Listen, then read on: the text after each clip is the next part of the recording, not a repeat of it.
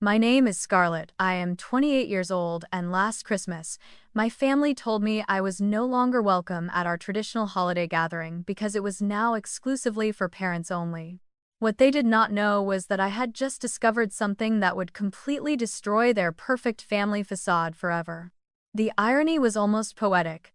They were excluding me for not having children while hiding secrets that would tear apart every relationship they claimed to protect. That smile I gave them when they delivered their cruel ultimatum was not surrender, it was the beginning of the most calculated takedown my family had ever witnessed. What started as heartbreak over holiday exclusion became the catalyst for exposing decades of lies, manipulation, and betrayal that ran so deep through our family tree that even I was shocked by what I uncovered. The very people who claimed moral superiority while casting me out were about to learn that karma has a way of serving justice when you least expect it. Before we dive into this wild family revenge story, I would love to know where you are watching from today. If you are ready to hear how one Christmas exclusion led to the complete destruction of a family's carefully constructed lies, please hit that like button and subscribe, because this story has more twists than a holiday movie and the ending will leave you absolutely speechless. Trust me, you will want to stick around to see how this plays out. The phone call came on a Tuesday morning in November, 3 weeks before Thanksgiving. My mother, Patricia, delivered the news with the kind of false sweetness that made my skin crawl. "Scarlett, honey, we have decided to make some changes to our holiday traditions. This year," she began, her voice dripping with manufactured warmth. "Your father and I have been talking, and we think Christmas should really be focused on the families with children. You know, the next generation, and all that." I nearly dropped my coffee mug. "What exactly are you saying, Mom?" "Well, since you and Marcus have chosen not to have children yet, we think it might be better if Christmas was just for the parents in the family. Your sister Emily will be there with the twins, and your brother David with little Sophie. It just makes more sense, you understand." The casual cruelty of it hit me like a physical blow. After 28 years of family Christmases, I was being uninvited because my husband Marcus and I had not yet started a family. Had not yet. We had been trying for 2 years, something my family knew nothing about because their constant questions and pressure had become unbearable. "So, I am no longer family because I do not have kids?" I asked, my voice carefully controlled. "Oh, sweetie, do not be dramatic. You are always family. This is just about keeping Christmas magical for the little ones. Maybe you and Marcus can start your own traditions." After I hung up, I sat in stunned silence in my kitchen. The house Marcus and I had bought specifically to be close to my family suddenly felt like a monument to my naivety.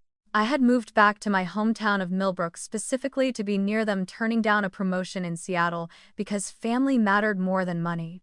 That afternoon, I found myself driving aimlessly through town trying to process the rejection. I ended up at Riverside Cemetery where my grandmother Eleanor was buried.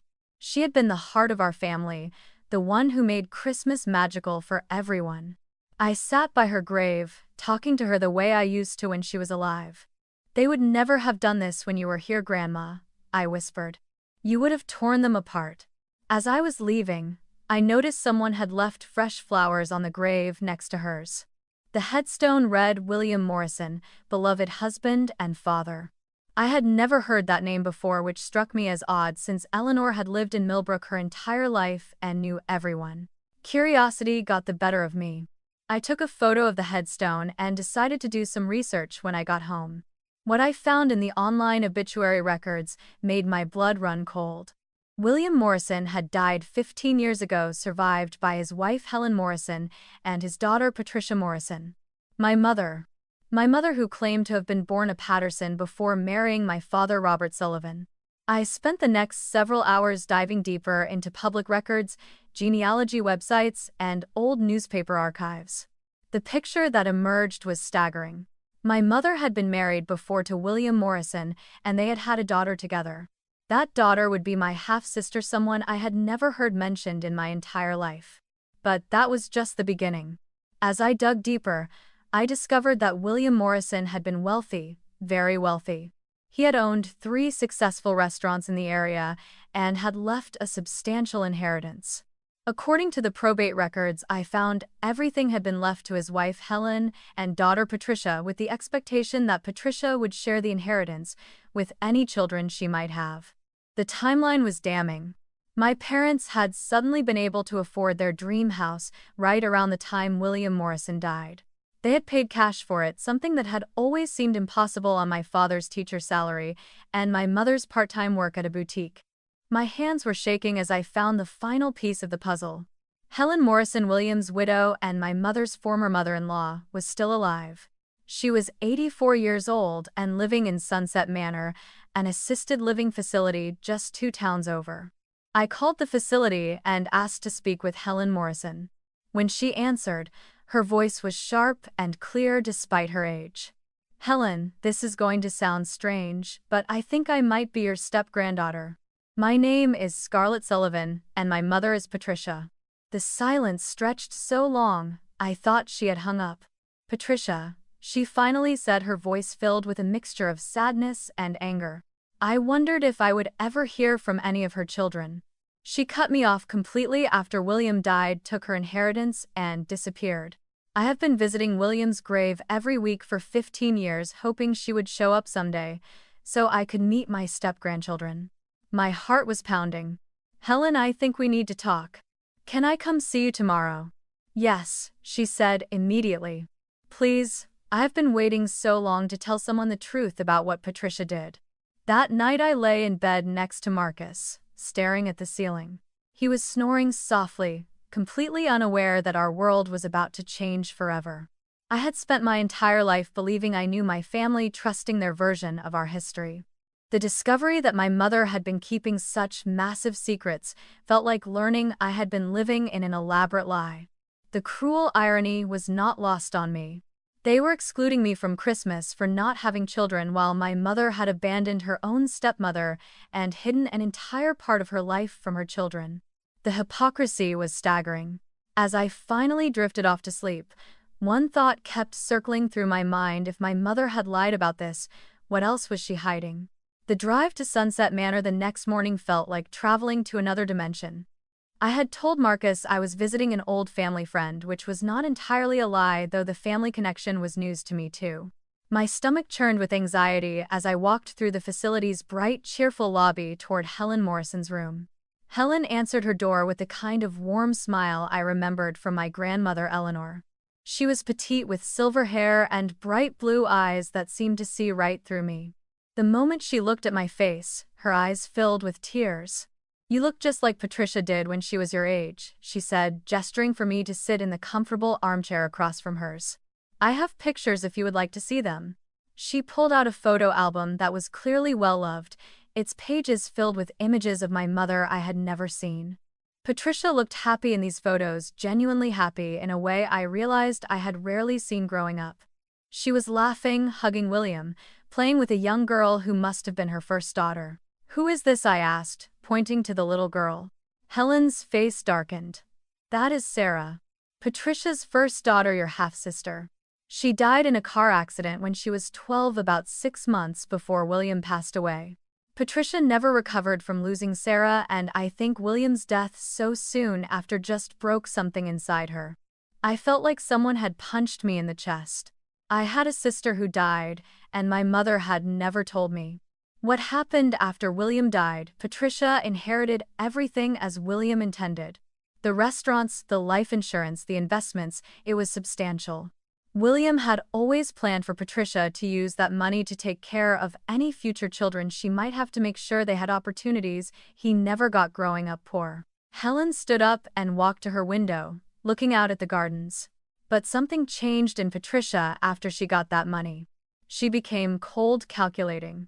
She told me she was moving away to start fresh, that staying here reminded her too much of Sarah and William.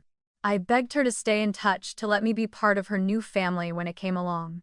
She promised she would. But she never did, I said, already knowing the answer. Never. Not one phone call, not one letter, not even a Christmas card. I hired a private investigator about 10 years ago just to find out if she was alive and well. That is how I learned about you, Emily and David. I have been following your lives from a distance ever since. Helen returned to her chair and pulled out another album. This one contained newspaper clippings, social media screenshots, and school photos. My entire life was documented in this album: graduations, achievements, birthdays. She had been watching over us like a guardian angel we never knew existed. She bought that beautiful house with William's money, Helen continued. Started her new perfect life and erased her past completely. But the worst part was how she used William's love for children against his memory. He would have wanted that inheritance to give his step-grandchildren every advantage in life. Instead, Patricia hoarded it and never told you where your opportunities came from. I was struggling to process everything. Helen, this inheritance, is there legal documentation? Oh yes. William was very thorough. He left detailed instructions about how the money should be used. Patricia was supposed to set up education funds for any future children, ensure they had opportunities, help them with down payments on homes. Instead, she used it to buy herself status and security while keeping you children completely in the dark. Helen handed me a thick folder. I have copies of everything. The will, the trust documents, the inheritance records. William specifically stated that any children Patricia had should know about their connection to him, and Sarah should understand where their advantages came from. As I read through the documents, my anger grew with each page. The inheritance had been massive, over $2 million when you included the sale of the restaurants and life insurance. According to the trust documents, a significant portion was specifically designated for Patricia's future children's education, weddings, and first homes. Helen did my parents pay for Emily and David's weddings, large elaborate affairs from what I could see in the social media posts. Your brother David also bought his house with cash, as I understand it. My mind was racing. Emily's wedding had cost over $50,000 and David had indeed bought his house with cash at 25 years old.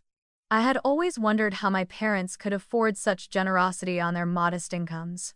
Meanwhile, Marcus and I had struggled to save for our own wedding and had taken on a significant mortgage for our much smaller home. What about college? I asked, though I was afraid of the answer. I believe they paid for Emily and David's education in full. You, however, took out student loans, did you not? The betrayal hit me like a physical blow. I had graduated with over $40,000 in student loan debt while my siblings attended college debt-free.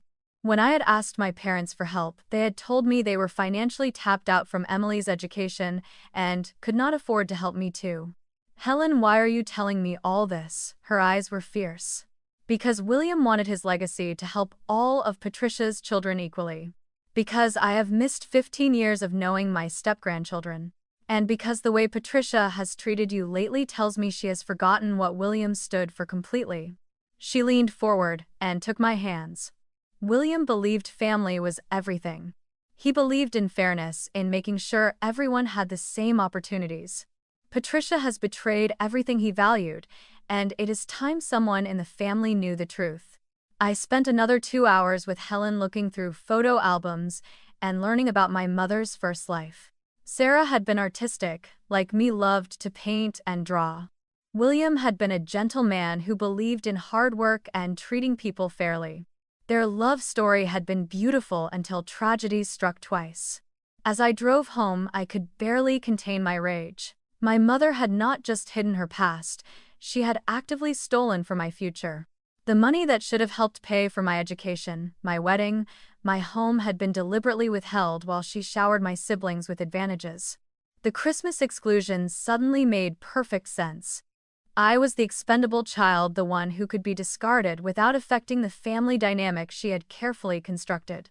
Emily and David were her golden children, the ones who received the benefits of William's inheritance while remaining ignorant of its source. But what made me angrier than anything was the realization that my mother had chosen to exclude me from Christmas, not because I lacked children but because I represented a threat to her carefully constructed lie.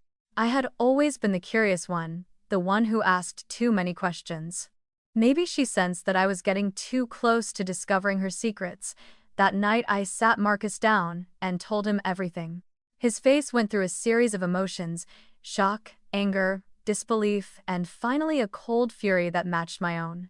"So, what are we going to do?" he asked. I looked at the folder of documents Helen had given me, then at my laptop where I had been researching inheritance law. We are going to get justice, Marcus. For William, for Helen, for Sarah's memory, and for ourselves. But we are going to be smart about it. The Christmas exclusion had been intended to put me in my place. Instead, it had given me the motivation to uncover the truth. My mother wanted to play games with family inclusion. She was about to learn that I could play those games better than she ever imagined. The next 3 weeks passed in a blur of research, documentation, and careful planning. I had transformed our spare bedroom into a command center with timelines pinned to the walls, financial documents spread across every surface, and a growing file of evidence that painted a damning picture of my mother's deception. Marcus had initially suggested we confront my parents directly, but I convinced him that we needed to be strategic. If we go in unprepared, she will just deny everything and probably cut us off completely, I explained. We need irrefutable proof, and we need to understand exactly how deep this goes.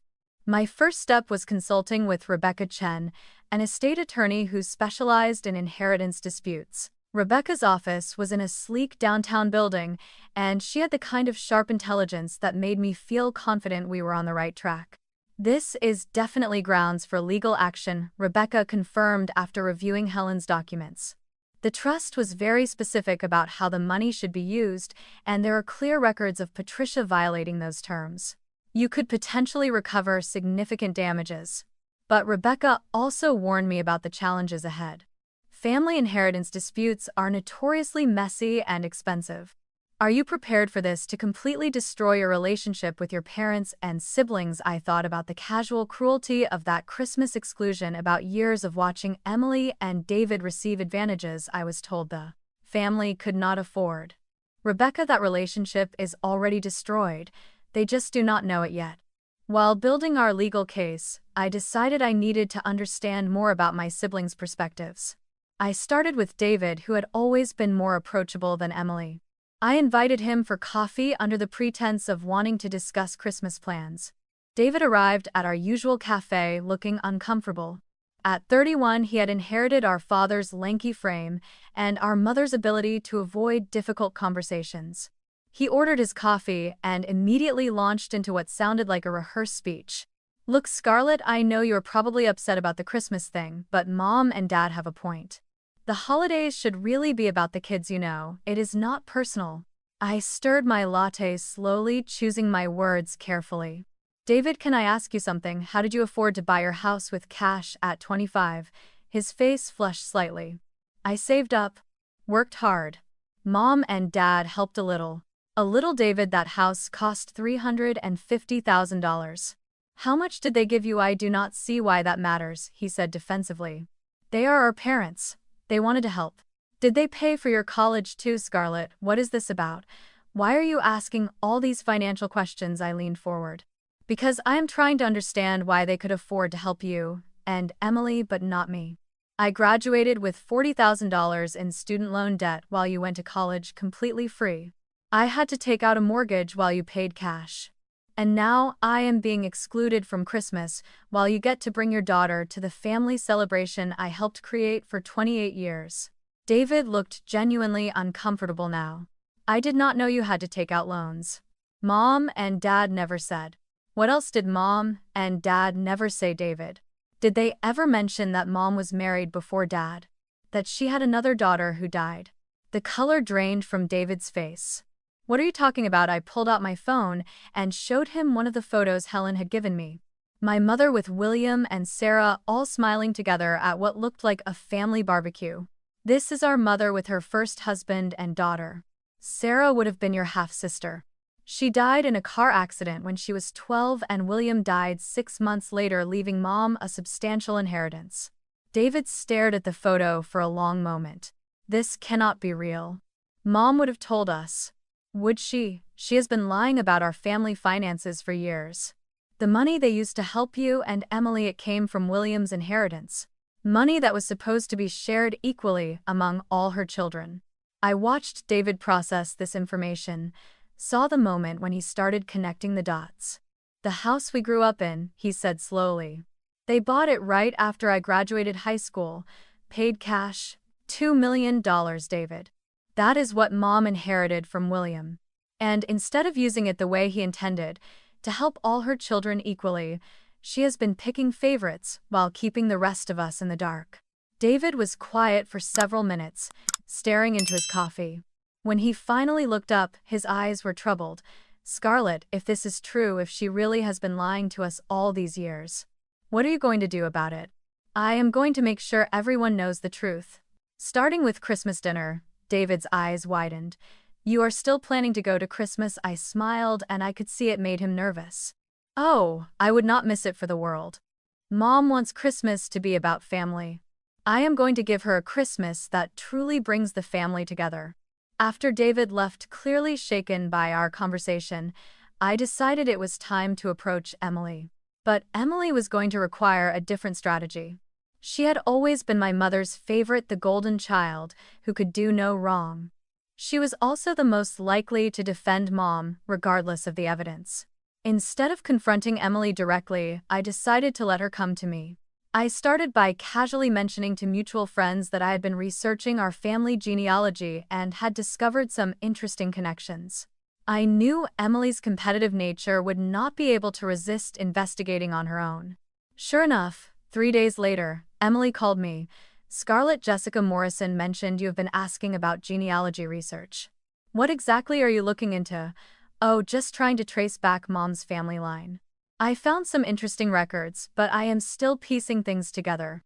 What kind of records? Marriage certificates, property transfers, that sort of thing. Did you know Mom owned property before she married Dad? There was a pause. What property? I am still researching it. Maybe we can talk about it at Christmas. Oh wait, I forgot. I am not invited to Christmas anymore. Scarlett, do not be dramatic. You know you are always welcome.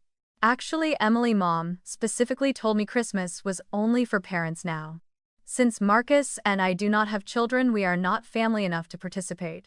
Another pause, longer this time. I am sure she did not mean it like that. Really, because she was pretty clear. Maybe you should ask her about it. While you are at it, ask her about William Morrison. I hung up before she could respond. Within 2 hours, my mother called. Scarlett, Emily said you have been asking strange questions about family history. What exactly are you researching? Her voice had the controlled tone she used when she was trying not to lose her temper. I recognized it from childhood. It meant I was getting close to something she did not want me to know. Just genealogy, Mom. Trying to understand where I come from. It is fascinating how much you can learn about a family from public records. What kind of public records? Oh, marriage licenses, death certificates, property transfers. Did you know there are websites where you can trace almost anyone's entire life history? The silence stretched long enough that I wondered if she had hung up. Scarlett, I think you should focus on your own life instead of digging around in the past. Some things are better left alone. Why would you say that, Mom? What could be harmful about learning our family history? Nothing harmful. I just think your time would be better spent working on your marriage and maybe giving me some grandchildren instead of playing amateur detective. The cruel dismissiveness in her voice strengthened my resolve. She was still treating me like a child who could be distracted with manipulation and guilt. Actually, Mom, I have been thinking about what you said about Christmas being for parents only. I think you are absolutely right. Christmas should definitely be about family and understanding where we come from. I am really looking forward to sharing some family history at this year's celebration. What do you mean? Well, since I am not invited to Christmas dinner anymore, I thought I would host my own Christmas gathering. For all the family members who want to celebrate together and share stories about where we come from. I think it will be really meaningful. Scarlett, you are not making sense. What family gathering? Oh, just a little get-together. I have been in touch with some relatives you might not have heard from in a while. I think it will be a lovely reunion. This time, I hung up on her. Let her spend the next few weeks wondering what I was planning. I had learned from the best. Sometimes the most effective weapon is uncertainty. That evening, Marcus found me in our makeshift command center, adding new information to the timeline. You know there is no going back after this, right? He said. Once you detonate this bomb, your family will never be the same. I looked up at him thinking about Helen sitting alone in her assisted living facility for 15 years, about William's memory being dishonored, about Sarah's life being erased from family history. Good, I said. It should never have been the same to begin with. Christmas Eve arrived with the kind of bitter cold that made the ground crunch under your feet. I had spent weeks perfecting my plan, and everything was finally falling into place. The irony was not lost on me that my parents had unwittingly given me the perfect opportunity by excluding me from their celebration. Helen Morrison sat in my living room, wearing a beautiful burgundy dress I had helped her pick out for the occasion. At 84, she moved slowly, but her mind was razor sharp, and she was ready to finally meet the grandchildren she had been denied for 15 years. Marcus had driven to pick her up that morning, and the moment she walked into our home, I knew my mother's carefully constructed world was about to crumble. "Are you sure you want to do this?" Dear Helen asked, though her eyes were bright with anticipation. "Once Patricia knows I am here, there will be no hiding the truth anymore." I adjusted the small recording device I had clipped to my blouse. Rebecca Chin had advised me to document everything for our legal case. "Helen, you have waited 15 years to tell your story. Patricia has had 15 years to make this right on her own. She chose not to." David arrived first, bringing little Sophie and his wife Jennifer. I had told him only that I wanted to have a small Christmas gathering and that there was someone special I wanted him to meet. His face went pale when he saw Helen sitting in our armchair. "David, I would like you to meet your step-grandmother, Helen Morrison." "Helen, this is David, Patricia's son." Helen's eyes filled with tears as she stood up slowly and walked toward David. "You look so much like William when he was your age," she said, reaching up to touch his face gently. "I have been waiting so long to meet you." David looked stunned, glancing between Helen and me. "Step-grandmother Scarlett, what is going on?" Before I could answer, Emily arrived with her husband Mark and the twins. She took one look at Helen and froze in the doorway. "Who is this, Emily? Meet Helen Morrison, your step-grandmother. Mom's former mother-in-law from her first marriage." Emily's face went through several expressions before settling on angry confusion. "First marriage? Scarlett, what are you talking about? Mom was never married before Dad." Helen stepped forward with the dignity of someone who had been practicing this moment for years. "Hello, Emily. Your mother was married to my late husband William for 8 years. They had a daughter together, Sarah, who would have been your half-sister. Sarah died in a car accident when she was 12 and William passed away 6 months later." The room fell silent except for the soft Christmas music playing in the background. Emily sank into a chair, staring at Helen as if she were seeing a ghost. "This is impossible," Emily whispered. "Mom would have told us." I pulled out the photo albums Helen had brought and set them on the coffee table. "These are pictures of Mom's first family. That little girl who looks like your daughter Katie, that was Sarah. Our sister." David picked up one of the albums with shaking hands, flipping through pages of images that showed a version of our mother we had never seen. Patricia looked younger, happier, more genuine than she had ever appeared in our family photos. "She looks so different," Jennifer observed quietly. "So much more real." Helen settled back into her chair and began to tell the story I now knew by heart.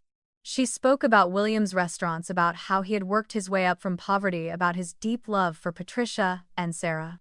She described the accident that killed Sarah, the grief that consumed both parents, and William's death from a heart attack that the doctors said was brought on by stress and heartbreak. "William left everything to Patricia," Helen continued.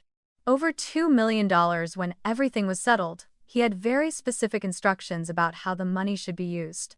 It was supposed to help Patricia heal and start over, but more importantly, it was supposed to ensure that any children she had in the future would have every advantage in life." Emily was staring at the photo albums, her face growing paler by the minute. $2 million. That is impossible. We have never had that kind of money. I pulled out the folder of financial documents Rebecca had helped me organize. "Actually, Emily, you have had that money your entire life. Where do you think Mom and Dad got the cash to buy our childhood home? How do you think they afforded your $50,000 wedding? What about David's house that he bought with cash at 25? David was studying a copy of William's will, his engineering mind, processing the legal language. This says the money was supposed to be divided equally among all future children for education, weddings, and homes. Scarlett, did they help you with any of those things? The question hung in the air, like a challenge. Emily and David both knew the answer. No, I said simply. I took out $40,000 in student loans. Marcus and I paid for our own wedding and took out a mortgage for our house, while you two were receiving advantages that should have belonged to all of us equally. Emily stood up abruptly, her voice rising. This is insane, Scarlett. Even if Mom was married before, even if there was some inheritance, you cannot prove that Mom did anything wrong with the money. Helen reached into her purse and pulled out another folder. Actually, dear, I can. William was very thorough about documenting his wishes. He created a trust specifically to ensure the money would be used fairly. Patricia was supposed to provide annual reports about how the funds were being used for the children's benefit. She handed Emily a stack of papers. These are the trust documents Patricia signed. She agreed to use the money according to William's wishes. She also agreed to maintain contact with me and to make sure any future children knew about their connection to William and Sarah. I watched Emily read through the documents, saw the moment when she understood the magnitude of our mother's deception. She violated the trust, Emily said quietly. She took money that was supposed to be shared and used it to favor some children over others. Worse than that, I said, pulling out my phone. She has been actively lying about our family history for decades. She erased Sarah's existence, cut off Helen completely, and rewrote our family story to suit her needs. I showed them the social media posts I had been tracking. Helen has been following our lives from a distance for 10 years. She knew about David's house purchase, Emily's wedding, your children's births. She has been desperate to be part of our lives while Mom has been pretending she does not exist. The doorbell rang, interrupting the heavy silence. Marcus went to answer it, and I heard my parents' voices in the hallway. They had come to confront me about my mysterious Christmas gathering, just as I had hoped they would. Scarlett Elizabeth Sullivan, what is the meaning of this? My mother's voice carried from the entryway before she even reached the living room. David and Emily said you were having some kind of family gathering and that there was someone here they needed to meet. You are supposed to be respecting our Christmas boundaries, not creating drama. She walked into the living room with my father behind her, both of them clearly prepared for a confrontation with their difficult daughter. The moment my mother saw Helen sitting in our armchair, her face went completely white. Hello, Patricia, Helen said calmly. It has been 15 years. I have missed you terribly. My mother stood frozen in the doorway, her mouth opening and closing without sound. My father looked confused, glancing between the two women with obvious bewilderment. Mom, David said quietly, we need to talk. But my mother was not listening to David. She was staring at Helen with a mixture of panic and rage that I had never seen on her face before. What are you doing here? How did you find us? I never lost you, Patricia.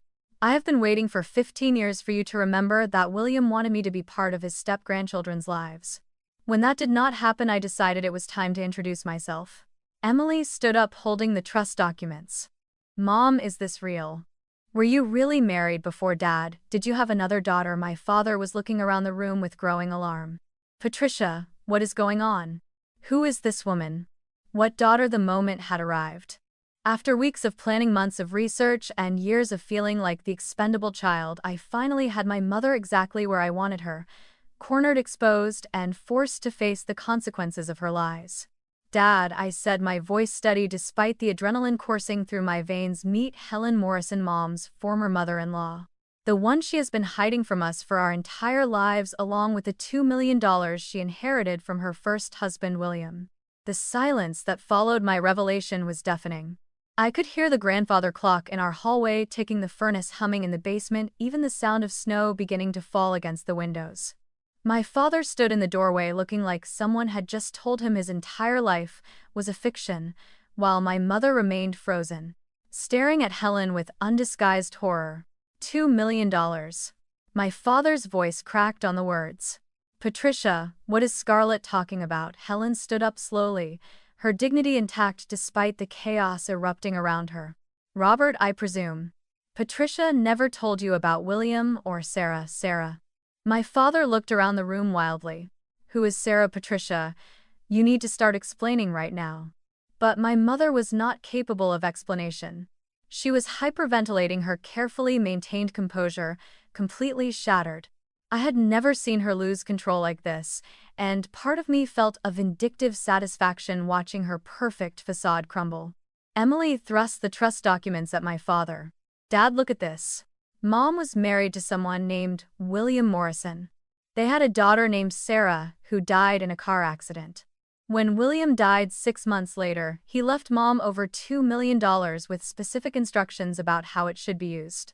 My father took the papers with shaking hands, his teacher instincts kicking in as he began to read carefully. I watched his face change as he processed each page, saw the moment when he understood what my mother had been hiding from him for over 30 years. Patricia, he said quietly, our house. The one we paid cash for. Where did that money come from? My mother finally found her voice, though it came out as more of a croak. Robert, I can explain. It is not what it looks like. Really, I interjected, pulling out my laptop. Because I've been doing quite a bit of research, and it looks exactly like what Helen is describing. I had prepared a timeline presentation complete with public records, photographs, and financial documents. Let me walk everyone through what actually happened to our family, starting with the lies we have been told our entire lives. I clicked to the first slide, which showed a photo of my mother with William and Sarah at what looked like a family vacation. This is our mother's first family. William Morrison, a successful restaurant owner, and Sarah Morrison, who would have been our half-sister. They were married for 8 years. My father sank into a chair, staring at the photo. She looks just like Emily did at that age. Sarah died in a car accident when she was 12. I continued clicking to the next slide. 6 months later, William died of a heart attack. According to Helen and the medical records, his death was brought on by grief and stress from losing Sarah. Emily was studying the photos with a strange expression. Mom, you never told us you lost a child.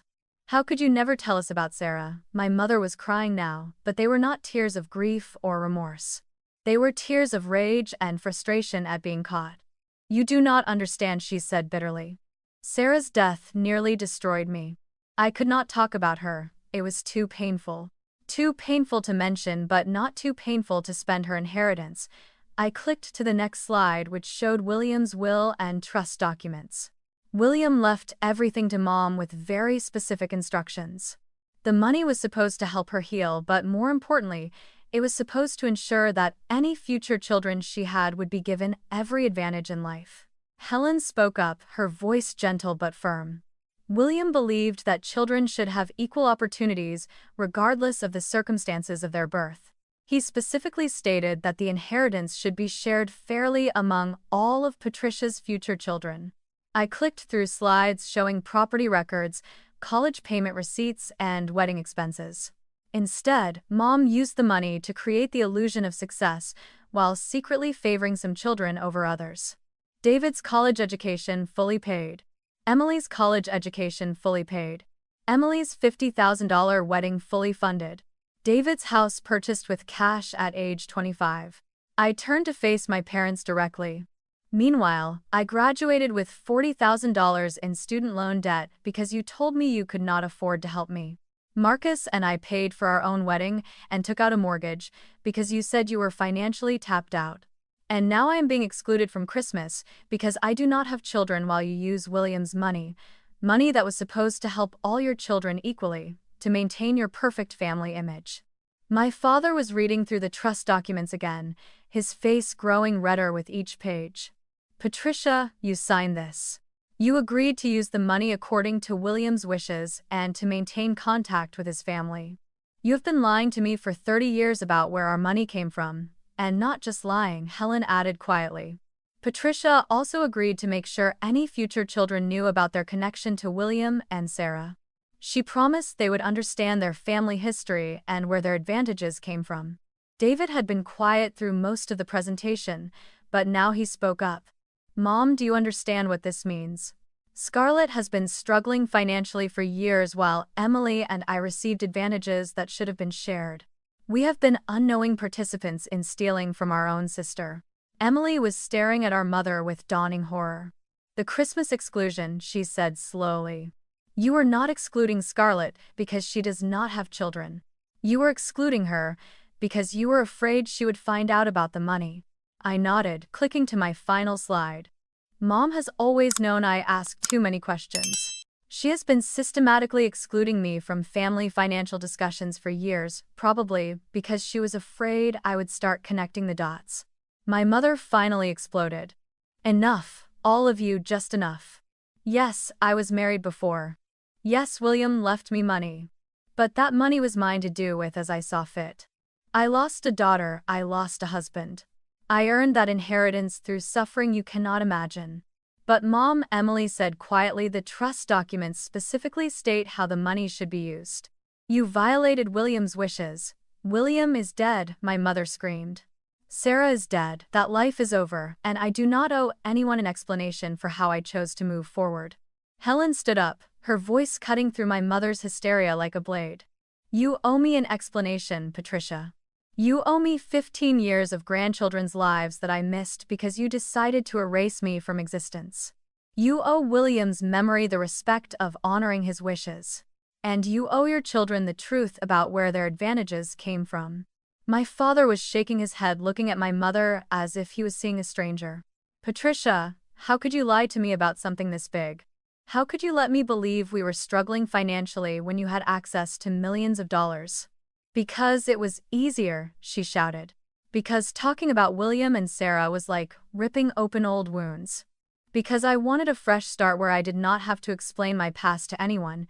Even your husband, my father asked. Even your children. I pulled out the recording device I had been wearing. Helen, would you mind repeating for everyone what Mom promised you when William died? Helen's voice was steady and clear.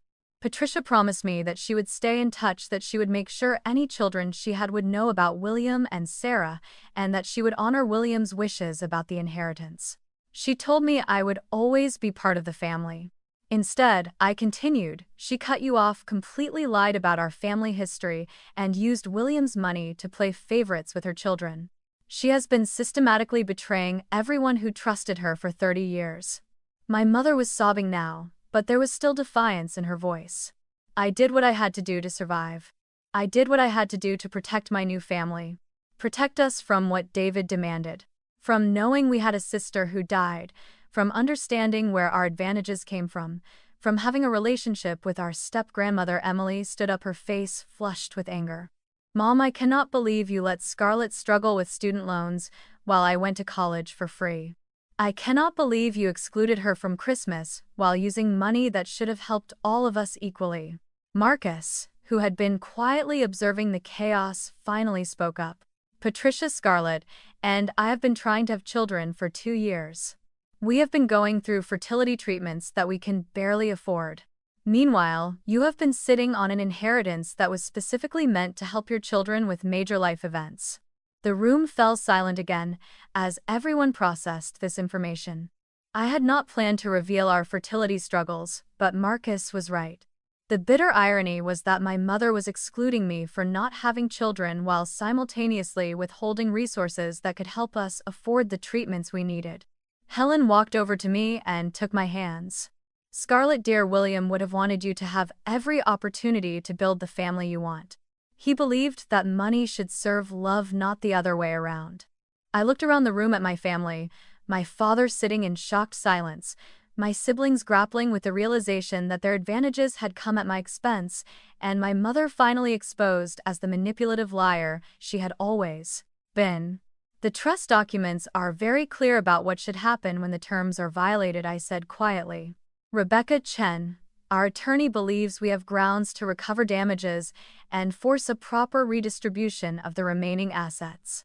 My mother's head snapped up. Attorney Scarlett, you cannot be serious. You would sue your own family. You mean the family that excluded me from Christmas, the family that has been lying to me my entire life. The family that stole my inheritance while pretending to struggle financially. I smiled coldly. Mom, you taught me that family loyalty has limits. I am just applying your lesson. 6 months later, I stood in Rebecca Chen's office reviewing the final settlement documents. The legal battle had been brutal but decisive. Helen's meticulous record-keeping and my mother's own signed agreements had made the case surprisingly straightforward. When faced with the prospect of a public trial that would expose decades of lies, my mother had agreed to settle out of court. The financial restitution was substantial. I received $200,000 to cover my student loans, the difference in what my siblings had received for their educations, and the down payment assistance I should have gotten for our house. Additionally, my mother was required to establish a fund for our fertility treatments should we choose to continue them. But the money was not the real victory. The real victory was watching my family finally understand the price of truth. David had been the first to reach out after that explosive Christmas confrontation. He had spent weeks reviewing the trust documents with his own attorney and had come to our house with a check covering half of my student loan debt. "I cannot live with the knowledge that my advantages came at your expense," he had said, tears in his eyes. "I want to make this right." Emily had been harder to convince her loyalty to our mother running deep. But when she finally understood that her children's college funds had been built on deception, she had insisted on contributing to the settlement as well. "I keep thinking about Sarah," she told me during one of our difficult conversations. "Mom erased her own daughter from our family history. If she could do that to Sarah's memory, what else is she capable of?" My father had filed for divorce 6 weeks after Christmas. 30 years of marriage had crumbled in a single evening when he realized the extent of my mother's deception. He was now living in a small apartment downtown, slowly rebuilding his life based on truth rather than lies. "I feel like I never really knew her," he had confided to me.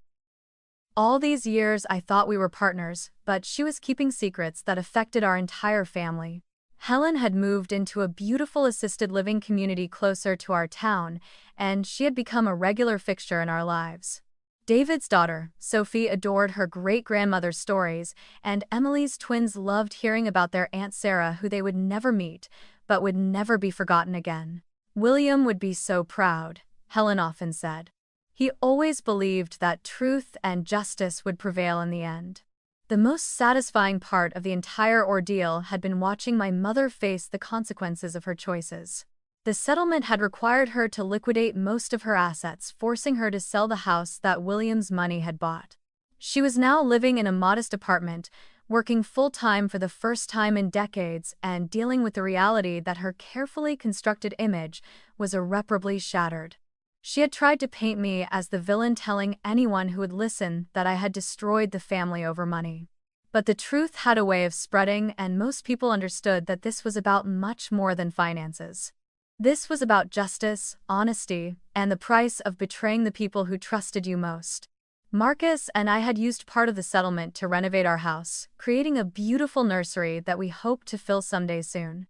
The fertility treatments were expensive and emotionally exhausting, but knowing we could afford them without financial stress had removed one significant burden from our lives. "Do you ever regret it?" Marcus asked me one evening, as we sat in our newly remodeled living room. "Blowing up your family like that?" I thought about the question seriously.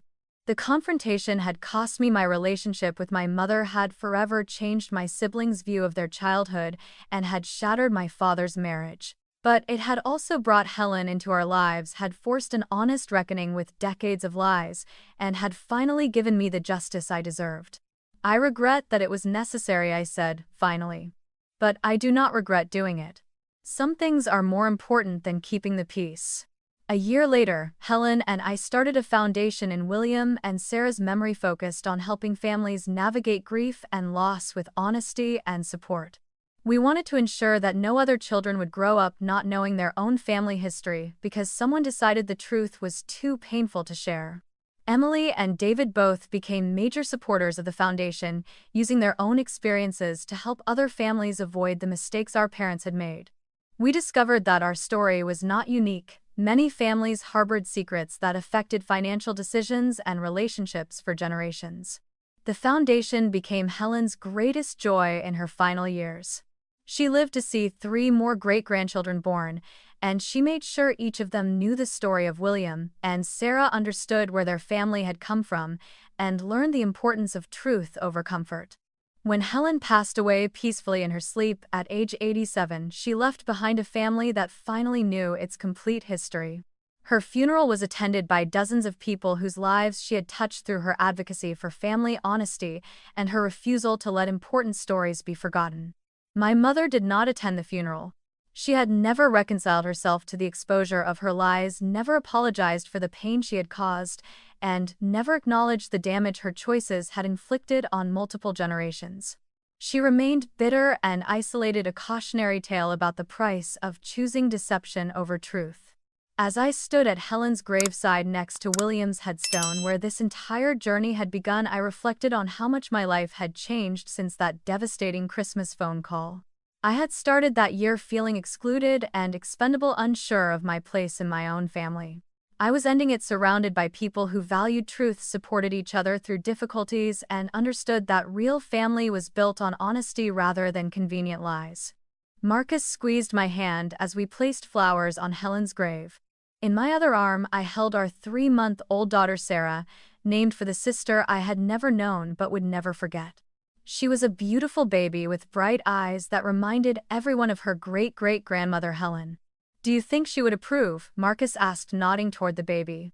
I looked around at the family we had built from the ashes of my mother's deceptions, David and Sophie placing their own flowers, Emily and her twins learning about their family history, my father holding hands with Margaret, the kind woman he had met in his grief counseling group. This was what William had envisioned when he wrote his trust documents: a family that supported each other equally, that faced difficulties together, and that honored both joy and sorrow with equal honesty. "I think she would say it was worth the fight," I said. The Christmas that had started with my exclusion from a family celebration had ultimately led to the creation of a new kind of family, one built on truth, justice, and the understanding that love without honesty is just manipulation in disguise. Sometimes the most loving thing you can do is refuse to participate in someone else's lies, even when that refusal costs you everything you thought you wanted. As we walked back to our cars, baby Sarah, sleeping peacefully in my arms, I felt a deep sense of satisfaction. My mother had tried to exclude me from Christmas because she thought I was not family enough. Instead, she had given me the motivation to discover what family really meant. And in the end, justice had not just been served, it had created something beautiful from the wreckage of decades of deception. Have you ever discovered that your family was hiding secrets that completely changed how you saw your childhood? Sometimes the people we trust most are the ones capable of the deepest betrayals, but confronting those lies can lead to healing you never expected. What would you do if you found out your parents had been systematically lying to you about your family history and finances for decades? If this story of family karma and justice resonated with you, please hit that like button and let me know in the comments what you think about Patricia's choices and whether Scarlett was right to expose everything.